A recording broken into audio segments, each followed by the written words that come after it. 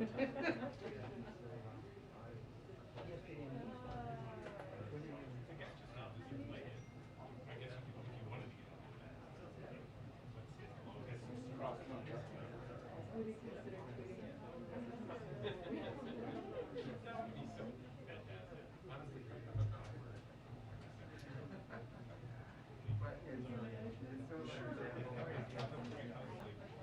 that that's going to get us anywhere. Exactly, exactly.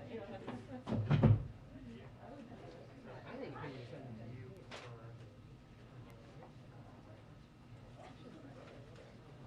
Right. Just a debate. No right or wrong. That's a really good question.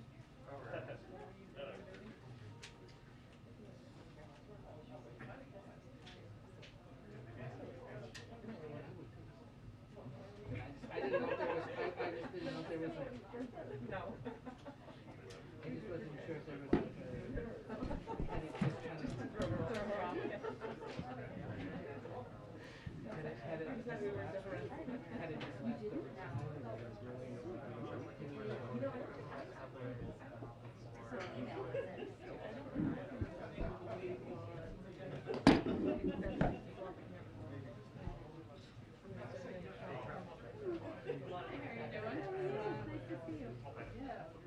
that should stop.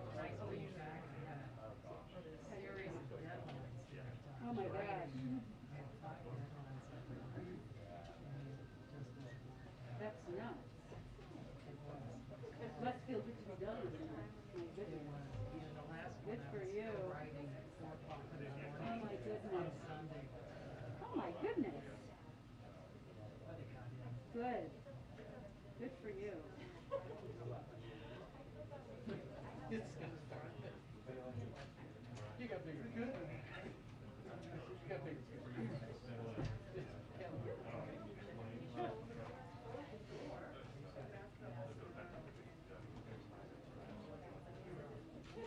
Hi, everyone. Hi. Good afternoon. Okay. A couple of items for you at the top. Today we learned that retail sales increased by 3.8% in January, exceeding expectations. The strong inflation-adjusted increase reflects the resilience of the economy, even in the face of Omicron.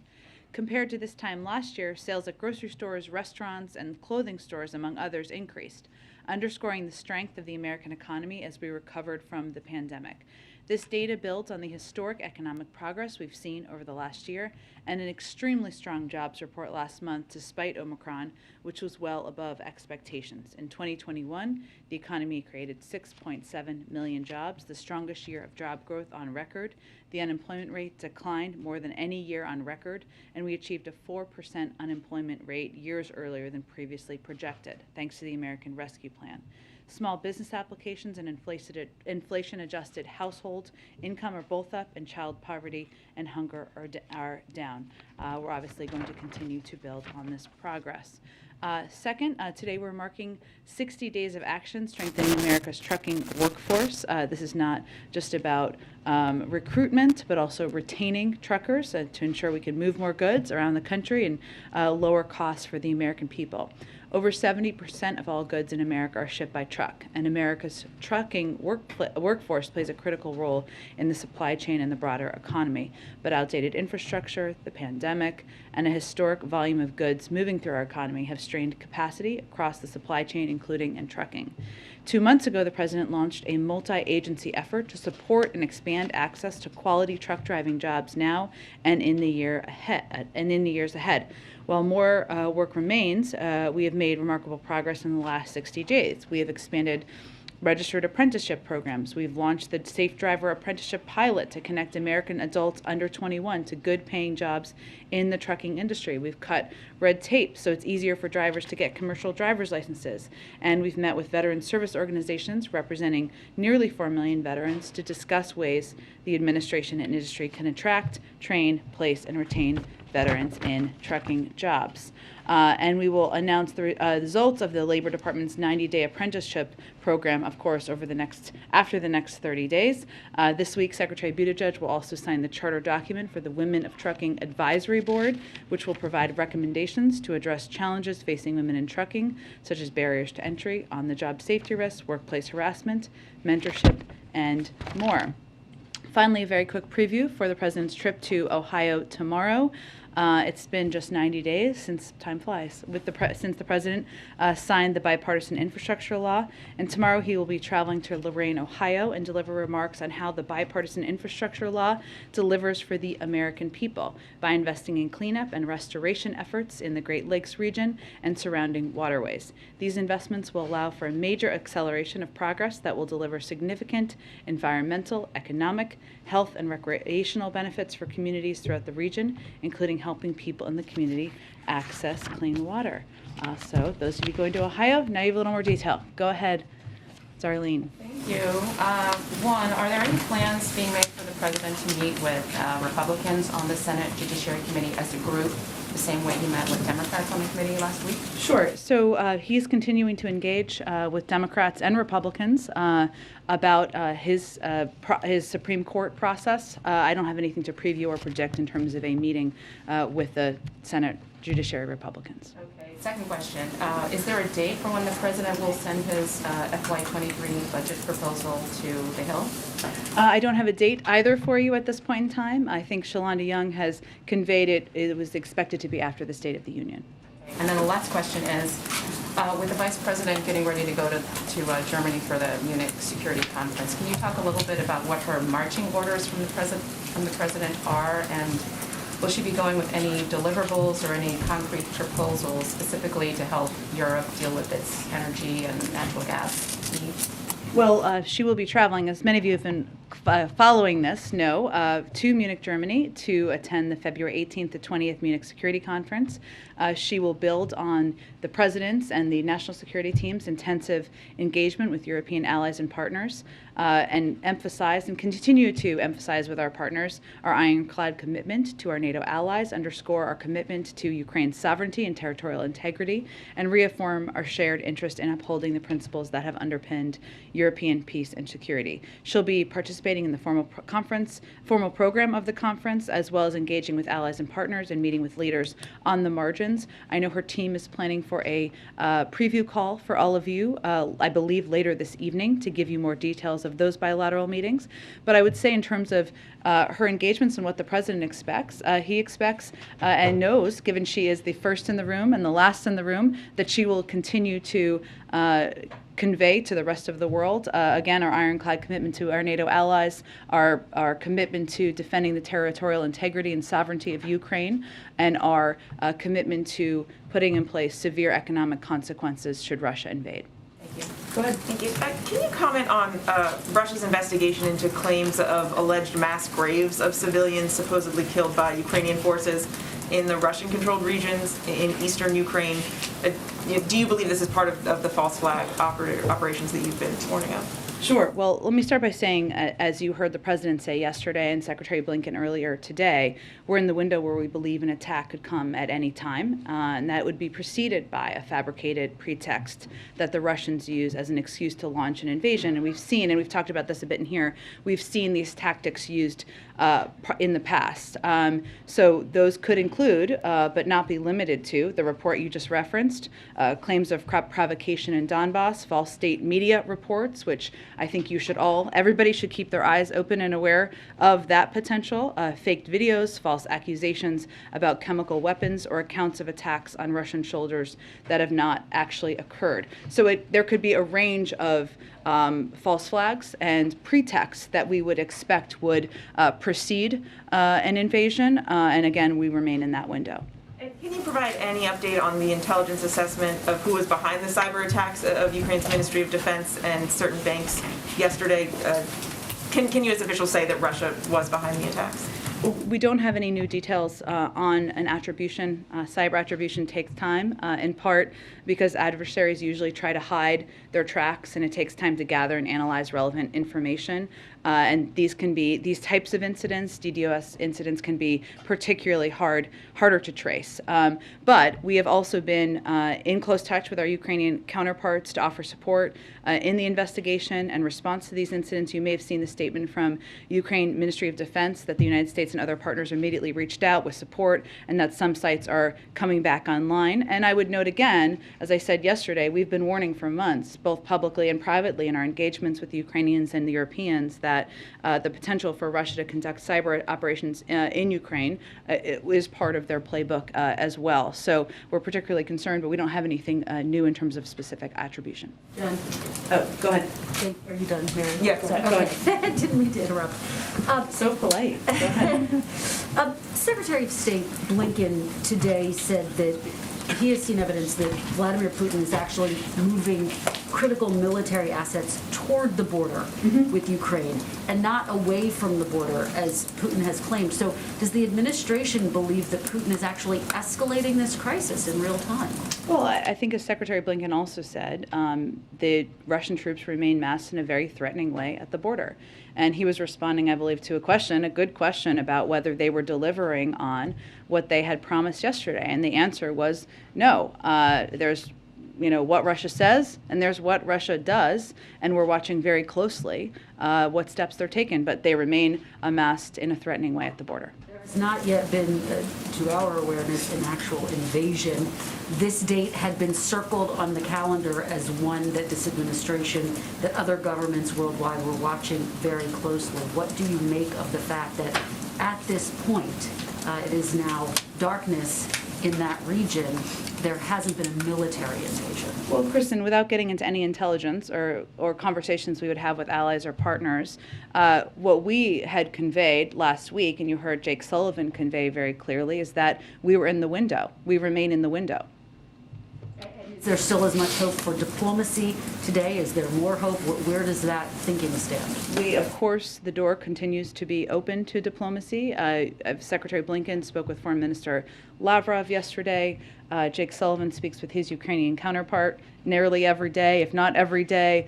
We remain. The president, of course, is going to speak with Chancellor Scholz later this afternoon. So it is moving forward, diplomatic conversations on many channels. Follow up to a question you got yesterday about a potential gas tax holiday. You said all options were on the table. Can you go a little further? Are there actually discussions going on between the White House and Democrats on Capitol Hill about moving forward with a gas tax holiday? Well, I also said yesterday no decisions have been made, and that remains the case. So we always have an open dialogue with members of Congress, and all options remain on the table. Go ahead. One housekeeping thing first. Speaking of Secretary Blinken, he was at an event earlier today here in town and said he was cutting his time short there in order to have a meeting with the boss, the president. Was something added to the schedule this afternoon, or is there something forthcoming?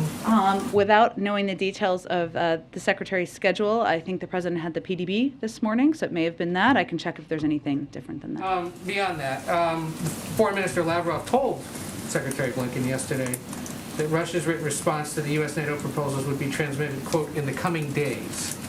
Has it been received, or is this potentially productive or seen as a possible delay tactic? Well, we look forward to receiving it, as Secretary Blinken has conveyed. As of my knowledge, before I came out for this briefing, I think we're still waiting for that.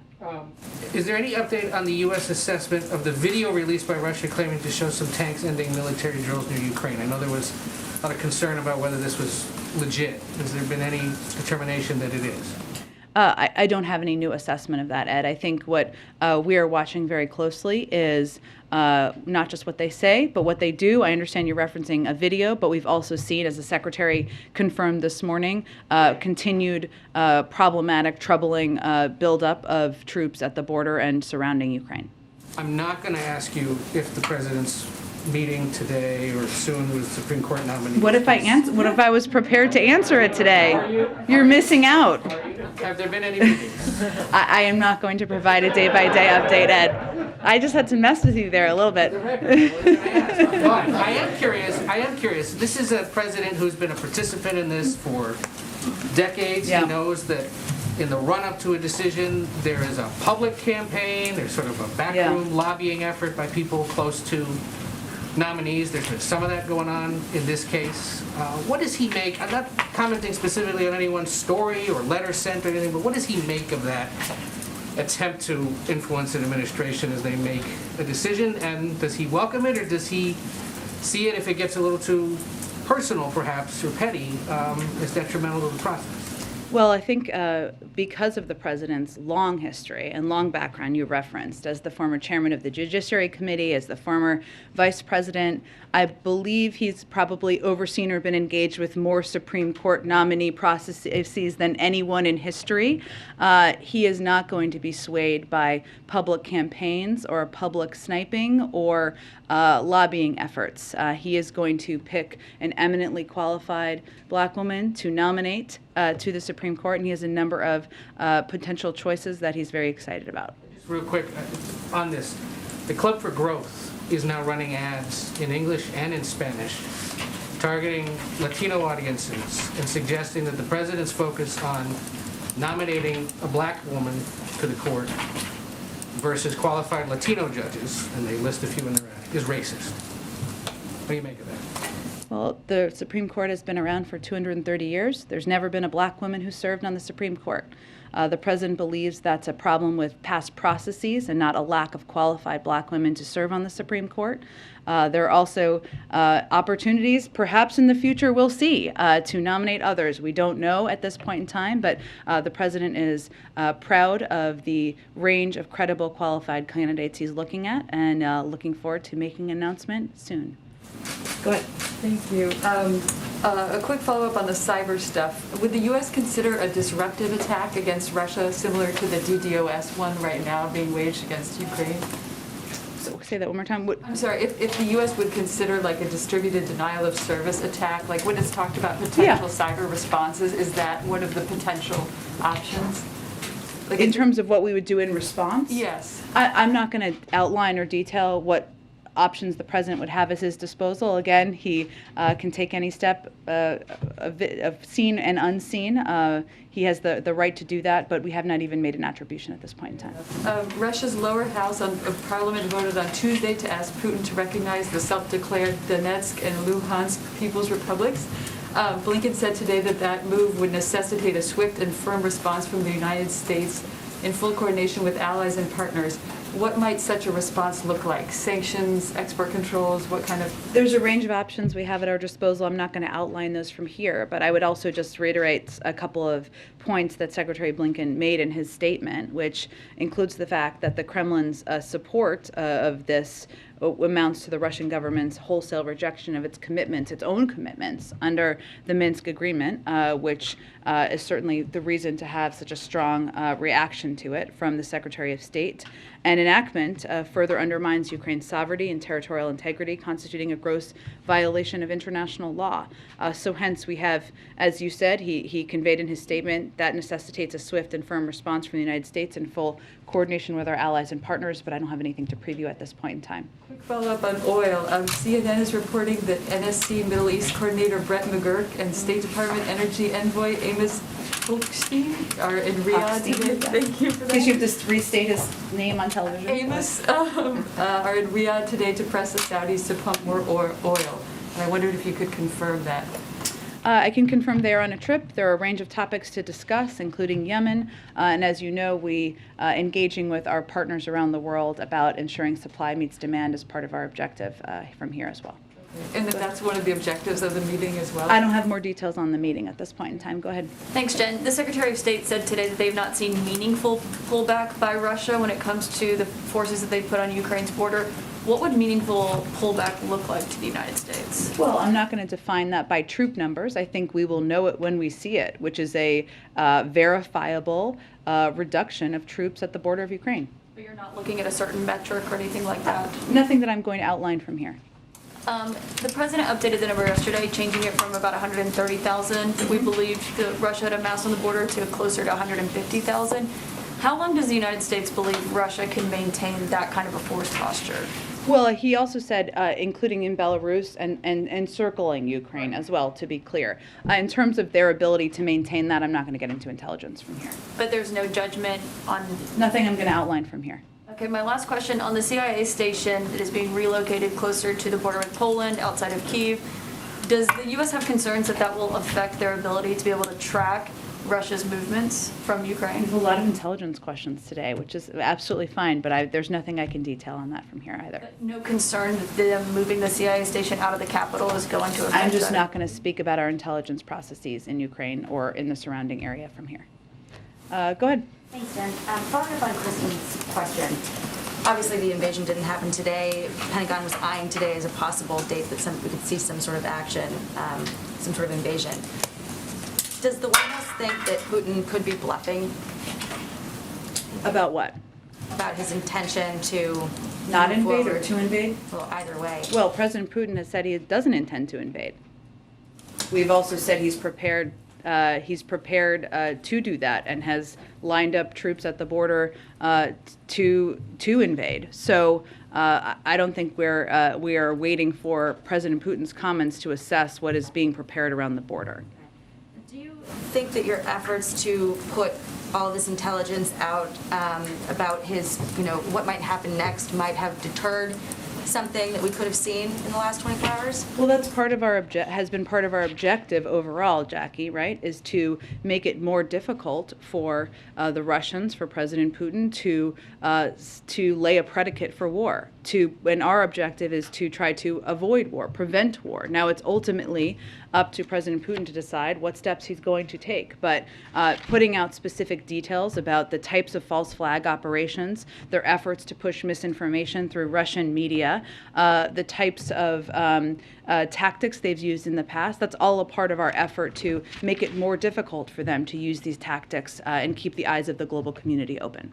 Has this whole standoff underscored the importance of NATO allies spending 2% of their GDP toward defense? Is that something that the White House will be pressing in the future from our allies? That's something that the president pressed for when he was vice president. And then can I ask about a second topic, the Durham investigation? Durham says there was an outside company with ties to the Clinton camp monitoring server data info on the executive office of the president through the Obama administration, possibly into the Trump administration.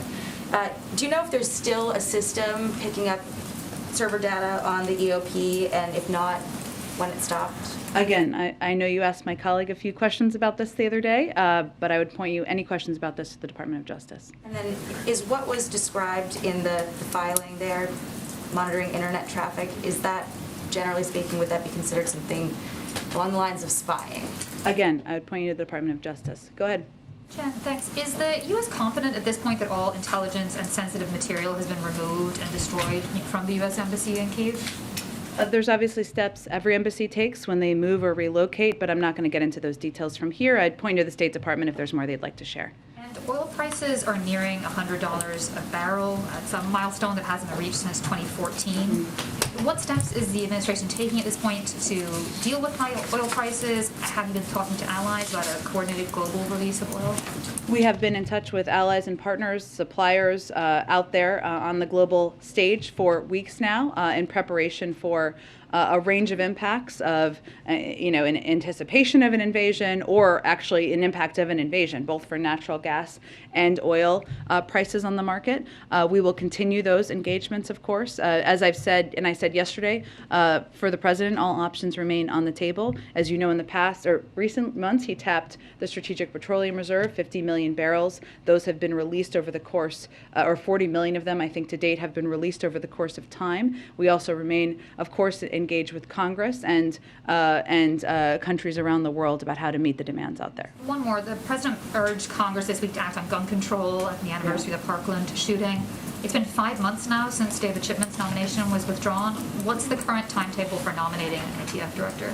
Well, we certainly would love to have an ATF director in place for the first time in, I think, a decade, someone confirmed. And unfortunately, obviously, David Chipman was eminently qualified for the position and was not able to move forward. And the president would like to nominate someone to replace him, but I don't have anything on the timeline. Go ahead. In an effort to pry the window open a bit wider into the president's thinking on the Supreme Court. Sure. What is the thinking here about some of the pushback that's been aired on the left with respect to Judge Michelle Childs in South Carolina? Does the president reject that criticism that she hews to, or has hewed too closely to corporate interests? Well, I think what some of the criticism I've seen out there is related to her labor record. If you look at South Carolina, the AFL in South Carolina endorsed her and has been supportive of her. I think the president, in response, or just to go back to Ed's question, which I think is similar, the president is not interested in public griping or in lobbying campaigns or efforts to trash other candidates. He is going to keep his blinders on, look at the qualifications, the cases, the backgrounds, the credentials of these eminently qualified nominees. All of the ones he's considering would make excellent qualified Supreme Court justices, and that's where his focus remains. On background and qualifications, how important is it to the president that his choice have served as a public defender? Again, I'm not going to get into any more specifics of the qualifications. You have a short window left before you will know probably who he is selected, and you will have more, I'm sure, analysis to do at that time. Go ahead. Thanks, Jen. On the stalled Fed nominations in the Banking Committee, Chairman Brown said today that he's refusing to move the other picks separate from Sarah Bloom Raskin. He also said that he spoke to President Biden and that President Biden is standing by Senate Democrats on this. So is the White House backing that strategy of holding all the nominees up and essentially waiting for Republicans to show up at the Banking Committee to vote? Absolutely, and I was in the Oval Office when the president spoke with Senator Brown, so I can confirm, not that there was any doubt, that he conveyed exactly that to the senator, that he agrees that Republicans are AWOL on the fight against inflation, and at this pivotal moment in our economy, everyone understands we need a full Federal Reserve Board, the first one in nearly a decade to tackle inflation and bring prices down for American families. So no, we are not advocating for splitting the nominees. We support Chairman Brown's decision to keep all 5 on the Fed board, pushing them forward through the committee, and we believe Republicans need to do their jobs and show up to vote for these nominees. You've spoken about the urgency with inflation and other issues facing the Fed, but given that Republicans have shown no signs of bending and that the Senate is poised to go on recess by the end of the week, I mean, how likely or unlikely is it that we're going to see a vote before the end of the month on these nominees? Well, I would point you to Chairman Brown for that. He is very committed, and I'm sure, and I think as you've seen him publicly, he can be quite a bulldog when he wants to get something done. So we support his efforts to get these 5 nominees forward. There's a couple days left, and all we're asking is for Republicans to show up and do their job. They can vote against people, but not showing up is not delivering on the commitment you made to the American people when they elected you. Lastly, on that issue, Senator Toomey was at an event where he said he believed the Fed was basically able to perform at full strength even without the confirmed nominees. Your reaction to that? I think there's no question that having a full federal board fighting inflation at a time where that is the stated #1 concern of many Republicans, many Democrats, and many in the American public would be the ideal scenario here. Go ahead. Said a couple times just now that the president's not going to be swayed by lobbying efforts. But I'm wondering if that's the case, what does he make of Congressman Clyburn's pretty aggressive push for one specific judge, Judge Childs? Does that count as lobbying? Is the president listening to that? This is obviously someone he has in high esteem and is close with. Of course he does. He has him in high esteem. He is close with him. But again, the president, who is someone who has been through a number of these processes before, who's overseen hearings, who has played a role as vice president in helping select incredible nominees and now Supreme Court justices to serve, he's going to consult broadly, and then he's going to look at their credentials, review cases, and make a decision about the right person to nominate for the court. And I think the only other angle left on the interviews that you have not been asked is, will you tell us when the interviews are complete? Unlikely. I will tell you, the president will tell you when there's a nominee. The good news is March 1st is around the corner. So, we remain on track and you don't have too much longer to wait. Go ahead. Thanks. Last night, voters in San Francisco voted to recall 3 school board members. I'm wondering if the White House has any reaction to that result. Sure, we of course did see that. We don't have any reaction directly to the decision by the local school board, but I would just reiterate that the president's objective has been keeping schools open. from the beginning. And now at this point in time, 99% of schools are open, in large part because of the funding in the American Rescue Plan and efforts that he and his Secretary of Education undertook to ensure schools had the resources and the information needed to keep schools open. We understand where parents are coming from when they want schools to be open as well, and the president recognizes the mental health impact it has on kids for them not to be open. So we don't have any specific comment on the local decision about the local school board leaders, but that remains the president's objective. And on education more broadly, we saw that be an issue in the Virginia gubernatorial race. Obviously, this is the issue here in San Francisco. I'm wondering what the White House or the president's message is to parents about, you address school reopening, but more broadly, some of the issues that we've seen play about equity, about curriculum play in some of these electoral races. Well, tell me more about specifically. In San Francisco, specifically, there was controversy over the renaming of schools. There in Virginia, conversations about critical race theory. I'm wondering whether the White House or the president thinks that some of these school boards, maybe in San Francisco and other places, have moved too far to the left, adopted liberal policies beyond what voters seemingly approve of, or just more generally, how the president thinks of education and some of these issues around equity and inclusion. Well, I would say first that the president is married to a teacher, so he certainly trusts in the role of teachers and educators across the country and the kind of curriculum that they are providing. I'm not going to have any specific comment on any local school board or the politics of school boards as it relates to any political race either, though. Go ahead. Okay, go ahead. Thanks, Jen. Going back to the Senate Banking Committee, would the White House support a rule change to allow the Senate majority to discharge a nomination directly from committee, as they do with legislation? I believe that I would really point you to Chairman Brown's team in office. I think they have spoken to this and conveyed, I don't think that there is a path forward for that, but I would point you to them for any comment. And yesterday's Secretary of State Antony Blinken said that he was, quote, troubled by new charges that are being brought against Russian activist Alexei Navalny. Would the White House consider, in consultation with its allies, potentially sanctions on individual leaders, maybe in Putin's circle, to stop this, or other efforts that you all could do to help Navalny and the Russian opposition? There are a range of sanctions under consideration on his inner circle. And then finally, congressional Democrats, again, are talking about student loan cancellation. Alexandria Ocasio-Cortez discussed this earlier this week, and Senate Majority Leader Chuck Schumer has also talked about the importance of canceling student loan debt.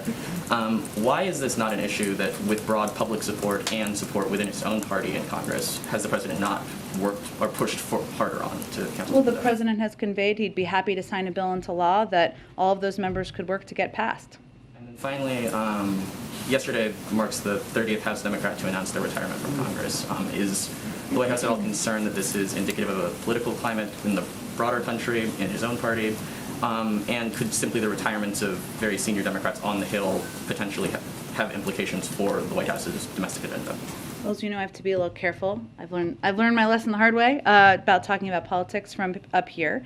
There are a range of retirements every cycle for a variety of reasons. And what we're focused on is working with members to deliver for the American people. And we expect that anyone who's going to be out there answering questions to people who may vote for them in the future, that they will hopefully talk about the work they've done with the president to create the greatest 12 months of job creation in our nation's history, the largest drop in unemployment rate on record, the largest reduction in childhood poverty ever, the strongest economic growth this country has seen in nearly 40 years. So there's a lot we're going to be focused on. The president himself has conveyed he's looking forward to being out there when it's time for a political season, but beyond that, I'm a little limited in what I can convey from here. Go ahead. I actually do have something. Okay. One thing. Go ahead.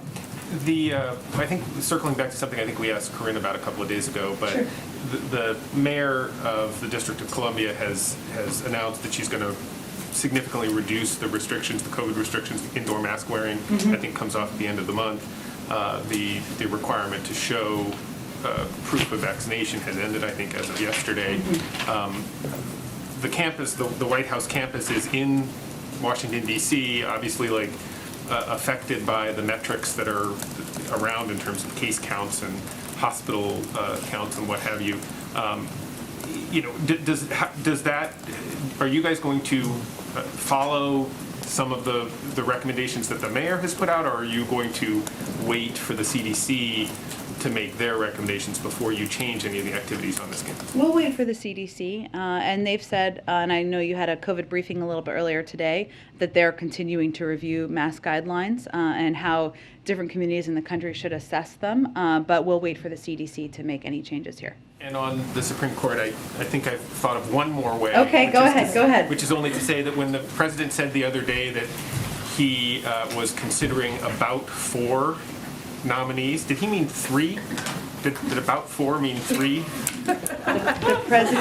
The president meant about 4, and I don't have anything further to add to that. Go ahead. I'm sorry, I actually do have another way to get at that. Go ahead. With the president traveling tomorrow, could you rule out that the announcement would come this week? And would you flesh out more details on what you expect the announcement to look like? Sometimes we've seen them take place in prime time with events in the East Room. Is that what the president's looking at for his announcement? We don't have any details on that to preview at this point in time. I had to try. I appreciate it. Go ahead. And on the state of California, a couple of California-themed questions for you. So the EPA is finalizing a rule that would give California a waiver and the authority to set its own emissions standards. Why does the administration think it's important for California to have the ability to set its own emissions standards?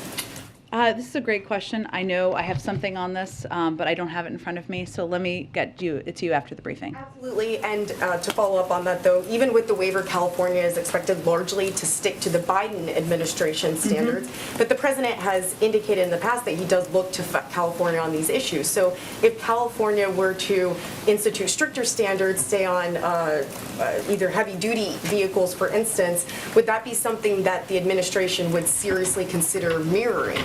It's a good question, but I don't have anything to predict or preview on that front. Obviously, the president's objective remains lowering emissions in the country and reaching his ambitious climate goals that he's set. But in terms of what future steps look like, I don't have anything to predict at this point. Last one on California, but not on emissions. Okay. President Biden has been supportive of Governor Gavin Newsom in many instances. Does he support Governor Newsom's decisions to drop the universal mask mandate in California, even as masks continue to be required in California schools? Well, there are a number of states who have made decisions, not just California, and announcements. And what we've said, and I can repeat, is that we will continue to look for and abide by CDC guidance from the federal government. That's what we will follow. But different leaders will make decisions based on what they think is best for their communities.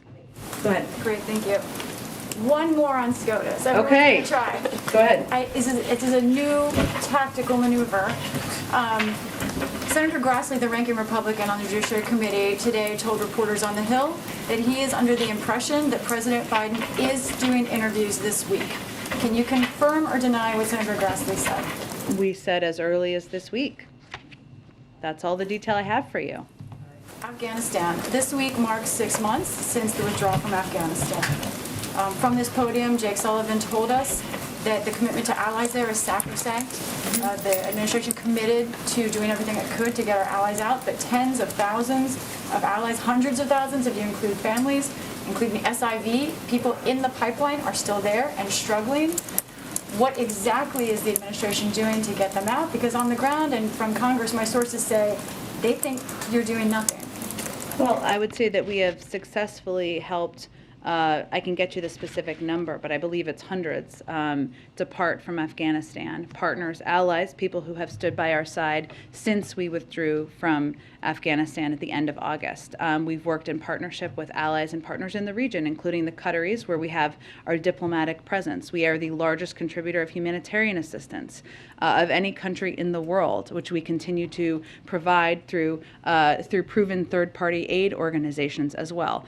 And flights just resumed, I think a couple of weeks ago, through Qatari Airways, and that will also play a role in helping. But we remain committed to working with our partners in the region and to helping those who want to leave Afghanistan who have been serving by our side for 20 years to help do that. Could you help me? I can follow up, get numbers on women in particular.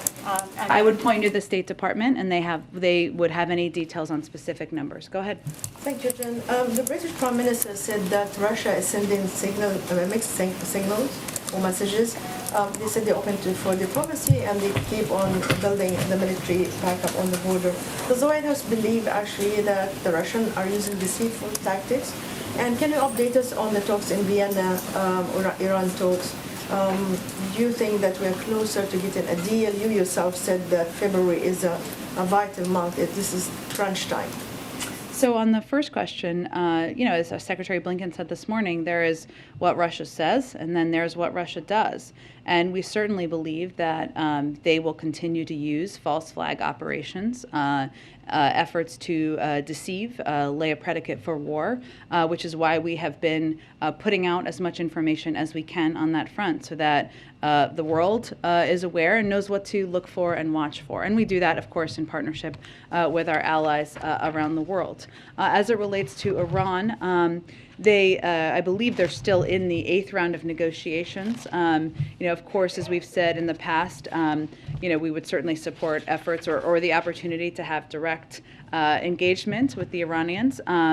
We've said that our focus remains on a deal that addresses the core concerns of all sides. And if it's not reached in the coming weeks, as we've said before, but this remains the case, Iran's ongoing nuclear advances will make it impossible for us to return to the JCPOA. So bottom line is, under the JCPOA, Iran's program was tightly constrained and monitored by international inspectors. Since the previous administration ceased U.S. participation, Iran has rapidly accelerated and reduced cooperation, and that is hence why we are where we are. But they are continuing to engage. Of my last update on this, but again, I'd reiterate that the president has his team to put together a range of options in the event those need to be considered. Go ahead. Yeah, thanks. Jen, so on Monday was the 1-year anniversary of the Phase 1 trade deal with China going into effect. Written into that deal is very specific enforcement language. So when does the administration trigger that language against China because they haven't lived up to that agreement? Well, so the Phase 1 trade agreement that the president, I think that's not exactly accurate as my understanding of what the status of this is at this point, or what anything that's triggered or not triggered. It's not an automatic trigger, but there is specific language in there as to what the enforcement is. Well, so first, when he was running for president, the president made clear that the Phase 1 deal did not address the core problems with China's state-led economy and harmful economic practices. USTR, since that period of time, has been making a concerted effort to see if China will show serious intent to make good on their purchase commitments. But the fact that they have not met those illustrates the limitations of the framework we inherited. They're still in discussions about them. So I don't have kind of an update on that. I would leave that to Catherine Tyre, Ambassador. Is there a sense of urgency now that China and Russia are moving closer together? Well, that has been the case for some time now. It also does not change the fact that if Russia were to invade, the size and seriousness of the economic consequences and package, that's not something that China would have the ability to fill in the gaps on. Thank you. Okay. Oh yes, I got to go. Really, you want to do the last one? Thank you, Dan. Climate change, the complete center of topic. According to a report published yesterday, by 2050, the sea level on U.S. coast would rise by 1 foot, which means 40% of American people who live in coastal areas would see more damaging floods. What is the administration doing about it, and does the president feel he's doing enough to fight climate change? Well, you've heard the president say time and time again, and especially when he goes and visits communities that have been impacted by major weather events. 1 in 3 Americans live in a county hit by a weather disaster this past year, which is a pretty startling statistic. And last year, extreme weather cost America $99 billion.